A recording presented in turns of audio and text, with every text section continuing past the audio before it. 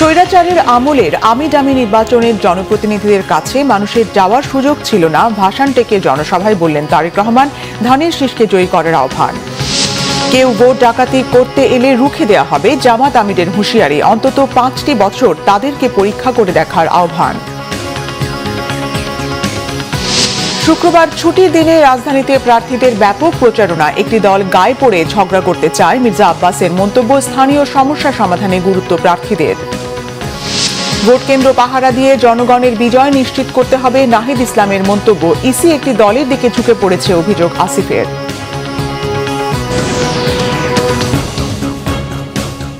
দেখছিলেন crown cement সংবাদ শিরোনাম, এবারে বিস্তারিত। বিএনপি চেয়ারম্যান তারেক রহমান বলেছেন, আন্দোলন ও সংগ্রামের মাধ্যমে স্বৈরাচারের পতন হয়েছে। স্বৈরাচারের কারণে দেশের বিভিন্ন প্রতিষ্ঠানগুলো ধ্বংস হয়েছিল। এখন দেশ পুনর্গঠনের পালা, আর এজন্য ভোটের মাধ্যমে প্রতিনিধি নির্বাচিত করতে সবার প্রতি আহ্বান জানিয়েছেন তিনি। তারেক রহমান আরও বলেন, আমি ও ডামির নির্বাচন যখন হয়েছে তখন সমস্যা নিয়ে জনপ্রতিনিধির কাছে যাওয়া যায়নি। গণতন্ত্রের প্রতিষ্ঠার জন্য জনপ্রতিনিধি নির্বাচন করতে হবে। মুহিবুল্লাহ মুহিবের রিপোর্টে বিস্তারিত। নিজ নির্বাচনী এলাকা ঢাকা 17 আসনের প্রথম জনসভা। বিএনপি চেয়ারম্যান তারেক রহমান সভাস্থলে পৌঁছার আগেই কানায় কানায় পূর্ণ হয়ে যায় ভাসান টেকের বিআরবি ময়দান।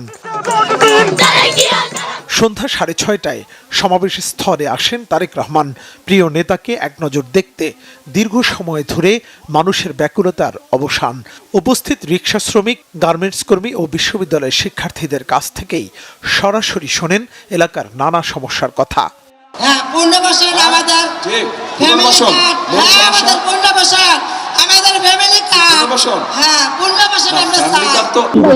আমি ছোটকালে দেখেছি।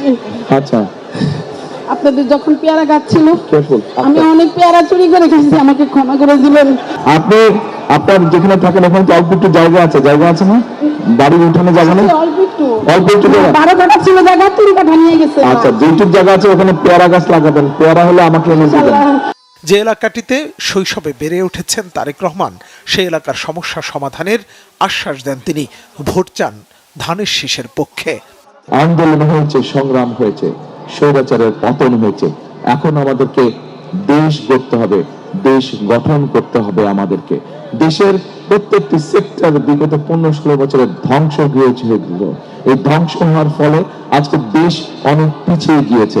আমাদেরকে এগুলোকে পুনর্নির্মাণ করতে হবে। যদি পুনর্নির্মাণ করতে হয় তাহলে অবশ্যই আমাদেরকে এই দেশে গণতন্ত্রকে প্রতিষ্ঠিত করতে হবে। কেন প্রতিষ্ঠিত করতে হবে? কারণ গণতান্ত্রিক ভাবে আপনারা যদি আপনাদের প্রতিনিধিকে নির্বাচিত করতে পারেন, তাহলেই কিন্তু আপনি একমাত্র আপনার এলাকার সমস্যা, আপনার সমস্যা আপনি তার কাছে নিয়ে যেতে পারবেন। এ সময় নিজের পরিকল্পনার কথা জানিয়ে তারেক রহমান বলেন, কৃষকের জন্য বিশেষ কার্ড, ঋণের ব্যবস্থা করে কৃষির উন্নয়নে কাজ করবে বিএনপি। নারীদের জন্য কর্মসংস্থান সৃষ্টি, তাদের জন্য ফ্যামিলি কার্ডের ব্যবস্থা করা সহ নারীর ক্ষমতায়নে বিএনপি ক্ষমতায় গেলে কাজ করবে বলেও জানান বিএনপি চেয়ারম্যান। আমাদেরকে নিশ্চিত করতে হবে যাতে মানুষ ভোট দিতে পারে এবং ভোট দিয়ে তার নিজের প্রতিনিধিকে নির্বাচিত করতে পারে। শুধু জাতীয় সংসদ নির্বাচন নয়, একই সাথে জাতীয় সংসদ নির্বাচনে যেমন ভোট দিয়ে জনপ্রতিনিধি নির্বাচিত করতে হবে, ঠিক আমাদেরকে একইভাবে সেটি পৌরসভা হোক, উপজেলা হোক, ইউনিয়ন পরিষদ হোক, সব জায়গায় জনপ্রতিনিধি অর্থাৎ জবাবদিহিতা থাকতে হবে। অর্থাৎ জনগণ কি চায়, যারা জনপ্রতিনিধি হবে তাদেরকে অবশ্যই জানতে হবে জনগণের সমস্যা কি। করব কাজ, গড়ব দেশ, সবার আগে বাংলাদেশ, এই শপথ নেয়ার আহ্বান জানিয়ে তিনি বলেন, ধানের শীষকে যতবার জনগণ নির্বাচিত করেছে ততবার উন্নতি হয়েছে মানুষের। পরিকল্পনা বাস্তবায়ন করতে হলে সারা দেশে ধানের শীষকে বিজয়ী করার আহ্বান জানান বিএনপি চেয়ারম্যান তারেক রহমান। সকলে ভালো থাকবেন, ইনশাআল্লাহ সকলে সুস্থ থাকবেন। আপনাদের সাথে মুহিবুল্লাহ মুহিব, বাংলা ভিশন, ঢাকা। বিএনপি একটি পরীক্ষিত দল উল্লেখ করে ধানের শীষকে জেতানোর আহ্বান জানিয়েছেন দলের মহাসচিব মির্জা ফখরুল ইসলাম আলমগীর। শুক্রবার বিকেলে ঠাকুরগাঁও সদরের দেবীপুর ইউনিয়নের শোলটহরি বাজারে ইউনিয়ন বিএনপির আয়োজনে এক নির্বাচনী সভায় কথা বলেন তিনি। মির্জা ফখরুল বলেন, অনেক অত্যাচারের পরেও বেগম খালেদা জিয়া দেশ ছেড়ে যাননি। এখন পর্যন্ত 3বার সরকার গঠন করেছে বিএনপি, তাই দেশ পরিচালনায় অভিজ্ঞতা রয়েছে, কিন্তু দাঁড়িপাল্লার সেই অভিজ্ঞতা নেই। পরীক্ষিত দল হিসেবে বিএনপিকে জয়ী করার আহ্বান জানান তিনি।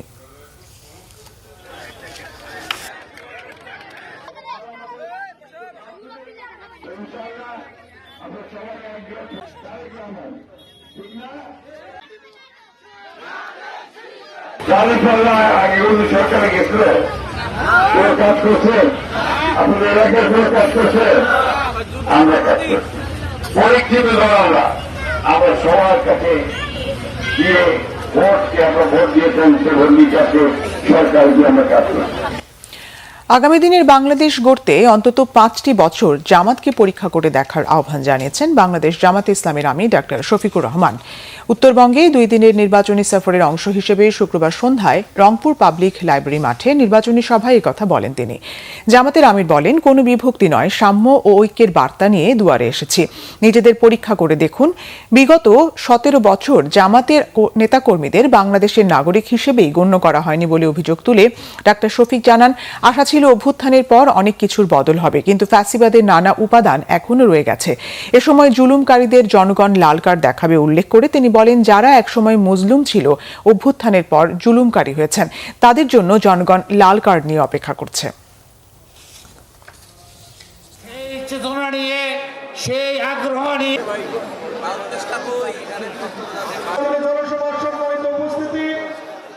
এরা নির্বাচনেই রঙিন স্বপ্ন দেখিয়ে মজার মজার কথা বলে আপনাদেরকে একেবারে দেখবেন যে চৌথাই আসমানে পাঠিয়ে দিচ্ছে। এরা দুঃখবাজ, চিনে রাখবেন। এদেরকে ইয়েস বলবেন না, এদেরকে কি বলবেন? এদেরকে বলবেন তোমাদের জন্য লাল কার্ড। আল্লাহ যদি আমাদেরকে দায়িত্ব দেন, আমরা কথা দিচ্ছি উত্তরবঙ্গের সর্বপ্রথম আমরা ওখানেই কুদাল দিয়ে কূপ দিব ইনশাআল্লাহ। এর আগে পঞ্চগড়ে 10 দলীয় নির্বাচনী ঐক্যের আয়োজিত জনসভায় জামাতের আমির ডাক্তার শফিকুর রহমান বলেছেন, কেউ ভোট ডাকাতি করতে এলে তাকে রুখে দেওয়া হবে। দেশে যেন কোনো দুর্বৃত্ত ফিরে আসতে না পারে তা নিশ্চিত করতে তরুণদের ভূমিকা জরুরি বলে মনে করেন তিনি। পরে দিনাজপুর ও ঠাকুরগাঁওয়ে জনসভায় যোগ দেন তিনি। প্রতিনিধিদের পাঠানো তথ্য ও ছবিতে নাজমুল নিশানের ডেস্ক রিপোর্ট। শুক্রবার সকালে পঞ্চগড় চিনিকল মাঠে 10 দলীয় নির্বাচনী ঐক্য আয়োজিত জনসভায় যোগ দেন জামাত আমির ডাক্তার শফিকুর রহমান। তিনি বলেন, দেশে দুঃসময়ে জামাত দেশবাসীকে ফেলে পালায়নি, ভবিষ্যতেও যাবে না। আগামীতে ক্ষমতায় গেলে উত্তরবঙ্গকে শিল্পের রাজধানী হিসেবে গড়ে তোলার প্রতিশ্রুতি দেন জামাত আমির। দেশবাসীকে ফেলে চরম দুঃখ বিপদের সময়ও কোথাও আমরা যাইনি। ন্যায় এবং ইনসাফ নিতে, আধিপত্যবাদ মুক্ত, দুর্নীতি মুক্ত মানবিক বাংলাদেশ সৃষ্টি না হওয়া পর্যন্ত আমরা থামবো না, আমাদেরকে কেউ থামাতে পারবে না ইনশাআল্লাহ।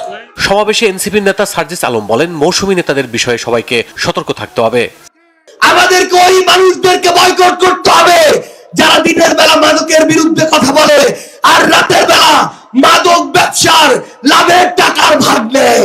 আমাদেরকে ওই মানুষদেরকে বয়কট করতে হবে যারা দিনের বেলা নির্বাচনের আগের 2 মাস জনদরদি হয়ে উঠে, নির্বাচনের পরে 4 বছর 10 মাস হারিকেল ধরাও খুঁজে পাওয়া যায় না। অন্যদিকে দিনাজপুরে জামাতের আমির বলেন, বাংলাদেশে কাউকে দুর্নীতি ও চাঁদাবাজি করতে দেওয়া হবে না। সরকার গঠন করলে দিনাজপুরকে সিটি কর্পোরেশন করা হবে। চাঁদা আমরা নেই না এবং কোন চাঁদাবাজকে আমরা চাঁদা নিতে দেব না। আমরা বলেছি সব ধরনের দুর্নীতি বন্ধ হবে। দুর্নীতি আমরা তো করবই না, করার প্রশ্নই উঠে না। এই সোনার বাংলাদেশে আর কাউকে দুর্নীতি করতে দেওয়া হবে না। আপনাদের ভালোবাসায় সমর্থনে বাংলাদেশ জামাতে ইসলামী যদি দেশ সেবার সুযোগ পায়, সরকার গঠনের সুযোগ পায়, আমরা আপনাদেরকে অত্যন্ত আস্থার সাথে আশ্বস্ত করছি, দিনাজপুর শহর ইনশাআল্লাহ সিটি কর্পোরেশনে রূপান্তরিত করা হবে। এদিকে ঠাকুরগাঁওয়ে শফিকুর রহমান বলেন, দেশে অনেক সরকার আসলেও জনগণের জন্য তারা প্রয়োজনীয় অনেক কাজ করেনি। যদি দেশ ইনসাফের ভিত্তিতে পরিচালিত হয়, তাহলে কৃষক তার উৎপাদিত পণ্যের ন্যায্য মূল্য অবশ্যই পাবে। আল্লাহ যদি আমাদেরকে নির্বাচিত করে আপনাদের ভোটে, আপনাদের ভালোবাসায়, আপনাদের সমর্থনে সরকার গঠনের সুযোগ দেন, তাহলে বাংলাদেশের সব কয়টি জেলায় একটি করে মানসম্মত সরকারি মেডিকেল কলেজ গড়ে তোলা হবে ইনশাআল্লাহ। Bangla vision news desk. নিজ এলাকায় জুমার নামাজ আদায়ের মধ্য দিয়ে গতকাল দ্বিতীয় দিনের নির্বাচনী প্রচারণা শুরু করেন ঢাকা ৮ আসনের বিএনপির প্রার্থী ও দলের স্থায়ী কমিটির সদস্য মির্জা আব্বাস। এ সময় তিনি অভিযোগ করেন দুইটি বিশেষ দলকে সরকারের কিছু কর্মকর্তা প্রশ্রয় দিচ্ছেন। এদিকে নির্বাচিত হলে এলাকার বিদ্যমান সমস্যা সমাধানের আশ্বাস দিয়েছেন ঢাকা ৬ আসনের বিএনপি মনোনীত প্রার্থী ইশরাক হোসেন। শুভ মাহফুজের রিপোর্টে বিস্তারিত। শুক্রবার শাহজাহানপুরের আমতলা জামে মসজিদে জুমার নামাজ আদায় করেন বিএনপির স্থায়ী কমিটির সদস্য ও ঢাকা ৮ আসনের প্রার্থী মির্জা আব্বাস। এরপর নির্বাচনী প্রচারণায় বের হন তিনি। এ সময় মির্জা আব্বাস বলেন, দুটি বিশেষ দলের নেতারা পায়ের উপর পাড়া দিয়ে উস্কানিমূলক কথা বলে বিএনপির সাথে ঝগড়া করতে চায়। আমার তো প্রশ্ন আছে, আমি তো মনে করছি দুটি বিশেষ দলকে এই সরকারের এক শ্রেণীর কর্মকর্তা প্রশ্রয় দিয়ে চলেছে। আপনারা যদি এটা দেখতে চান আমার বাড়ির সামনে গিয়ে দেখতে পারবেন। এবং এরা চাচ্ছে পায়ে পাড়া দিয়ে উস্কানিমূলক কথাবার্তা বলে ঝগড়া ফাসাদ লাগানোর জন্য, যেটা আমরা প্রশ্রয় দেবো না। পুরান ঢাকার চুরিটোলা এলাকা থেকে নেতাকর্মীদের সাথে নিয়ে প্রচারণা শুরু করেন ঢাকা ৬ আসনের বিএনপি মনোনীত প্রার্থী ইশরাক হোসেন। এ সময় গ্যাস সংকটের সমাধান, যানজট নিরসনের জন্য কাজ করা সহ এলাকাবাসীকে বিভিন্ন প্রতিশ্রুতি দেন তিনি। আমাদের গ্যাস সংকট এখন মারাত্মক আকার ধারণ করেছে, রাস্তাঘাট ভেঙে চুরমার ধ্বংস হয়ে গিয়েছে, বিভিন্ন জায়গায় খোলা ড্রেনেজ আমরা দেখতে পেয়েছি যেখানে নর্দমার মতো পানি জমে রয়েছে। এর পাশাপাশি আমাদের এখানে জলাবদ্ধতা, দূষণ এবং ট্রাফিক যানজট সহ নানাবিধ সমস্যায় জর্জরিত আমাদের এই পুরান ঢাকার অঞ্চলটি। তো সেই সমস্যাগুলো যেমন আমরা সমাধান করার প্রতিশ্রুতি দিচ্ছি। মিরপুরের পল্লবীতে নেতাকর্মীদের নিয়ে গণসংযোগ করেন ঢাকা ১৮ আসনে বিএনপির প্রার্থী আমিনুল হক। তিনি বলেন, ধর্মকে পুঁজি করে সাধারণ মানুষের কাছে ভোট চেয়ে প্রতারণা করছে একটি গোষ্ঠী।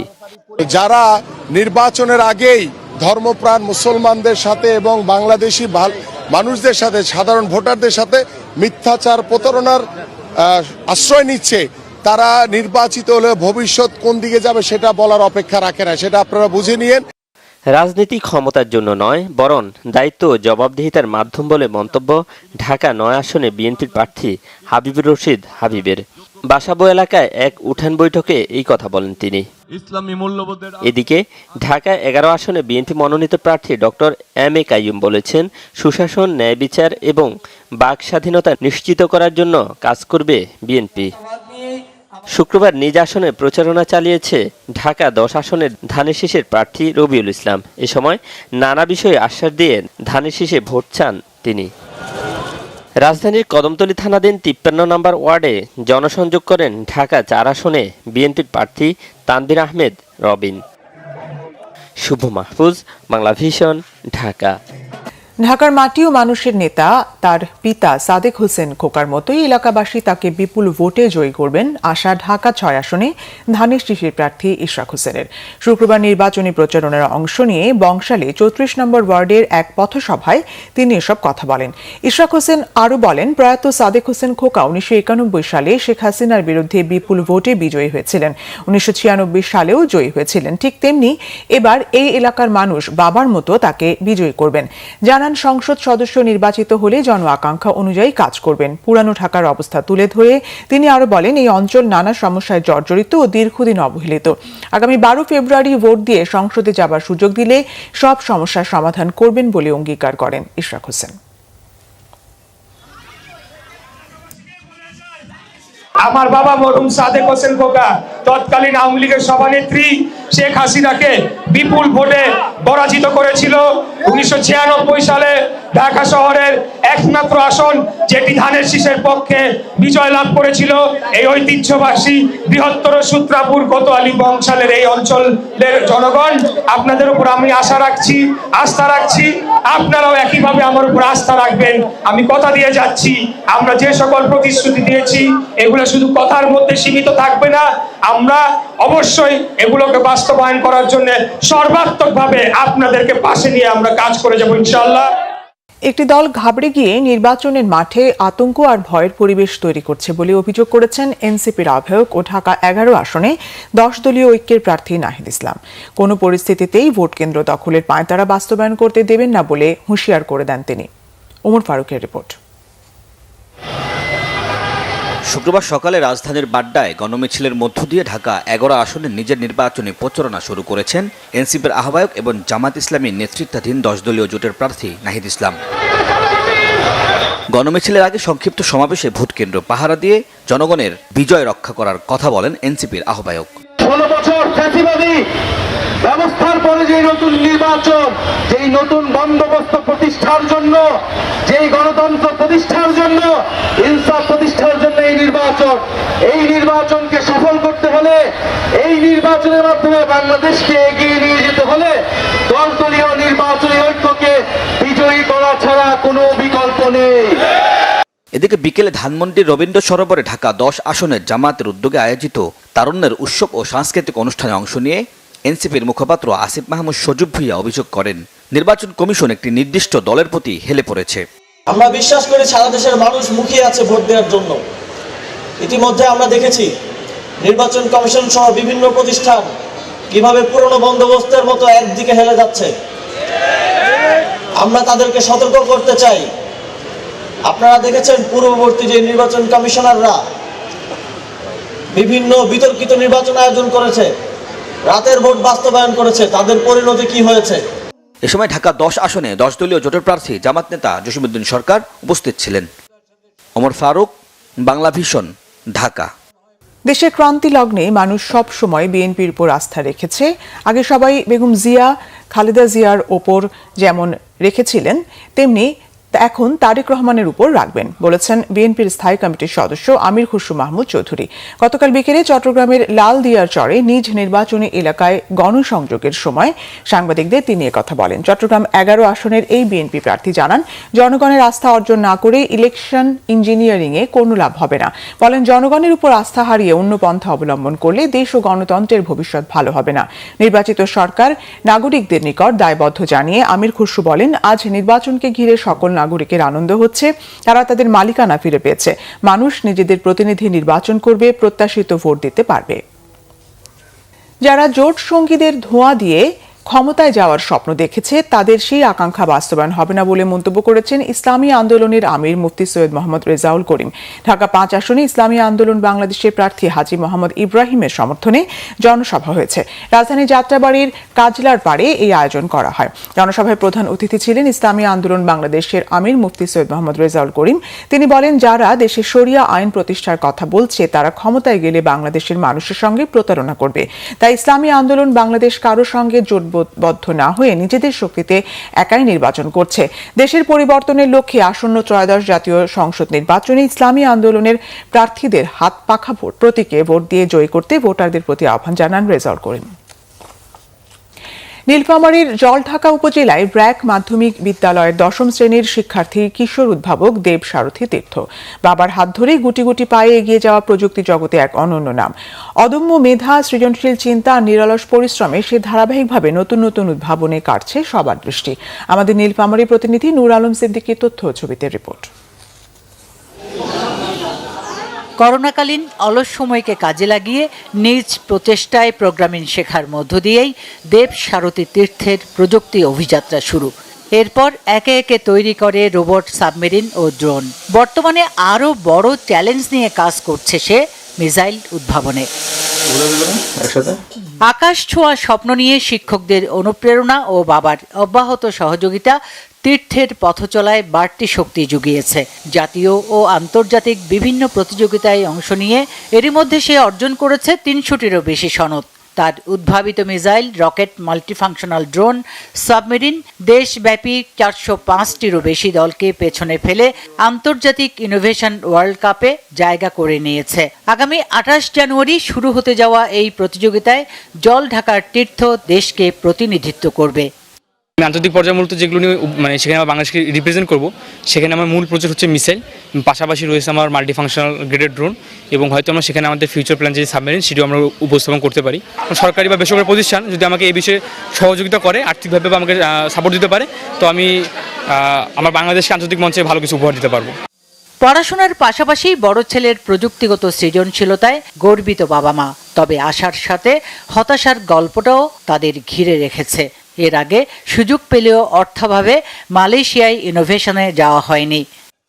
ছোট থেকে যে প্রোগ্রামগুলো করছে, আন্তর্জাতিক পর্যায়ে যাওয়ার আগ পর্যন্ত যে খরচগুলো, সেগুলো আমরা ফ্যামিলিগতভাবে সাপোর্ট দিয়েছিলাম, এই জন্য এইসব করছে। সরকার কর্তৃক বা যে আরও উন্নত অনেক প্রতিষ্ঠান আছে যারা এগুলোতে স্পন্সর করে, তা আমি চাচ্ছি যে এই ধরনের যদি কেউ সাপোর্ট করে আমার ছেলেকে, সে দেশে যেমন সে গোল্ড মেডেল নিয়ে আসছে, আমার বিশ্বাস সে ভবিষ্যতে সে আন্তর্জাতিকভাবেও সে গোল্ড মেডেল শুধু না, সে দেশের হয়ে অনেক কিছু সে নিয়ে আসতে পারবে।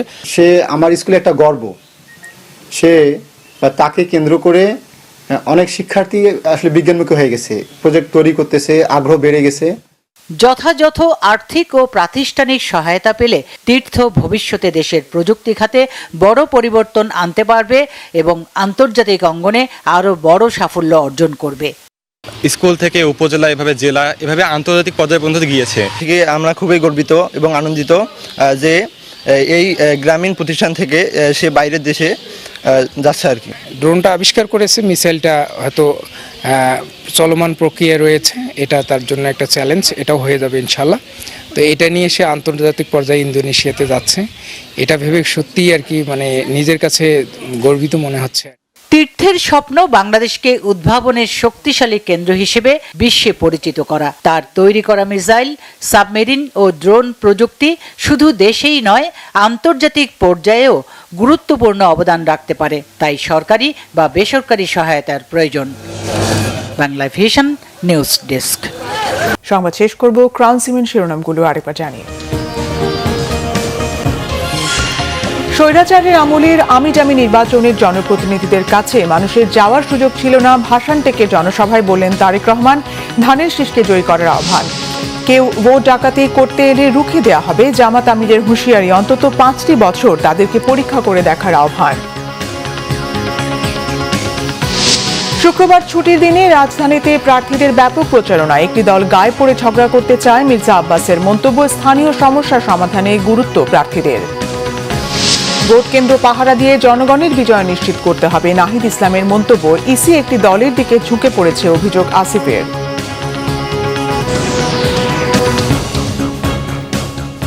এই ছিল এখনকার মতো। পরের সংবাদ সকাল 10টায়। এর আগে 9টায় রয়েছে নিউজ টপ 10 দেখার আমন্ত্রণ রইল।